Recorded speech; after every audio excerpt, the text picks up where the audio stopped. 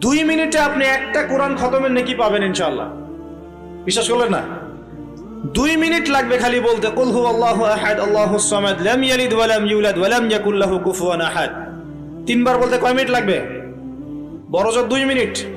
2 মিনিটে 3 বার পড়া সম্ভব সূরা ইখলাস।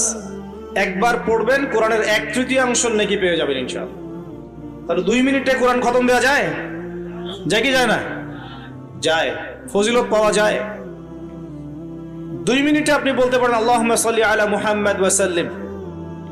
আমরা বলি না যে 10 মিনিট সময় দে, 10 মিনিট সময় বস গল্প করি, হ্যাঁ 10 মিনিট ফোনে নষ্ট করেন, 10 মিনিট আড্ডা পিটান, বন্ধুদের সাথে আসরের মধ্যে বসে পড়েন। 10 মিনিটে আপনি কোরআনের বিশুদ্ধ সূরাগুলো পড়তে পারবেন।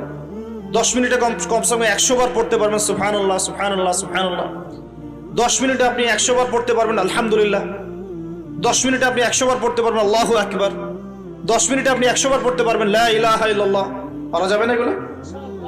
10 মিনিটে আপনি 10 বার 10 বার 20 বার দরুদ পড়তে পারবেন না? 10 মিনিটে 3 বার সূরা ইখলাস পড়তে পারবেন? 10 বার সূরা ইখলাস পড়তে পারবেন। আর 10 বার সূরা ইখলাস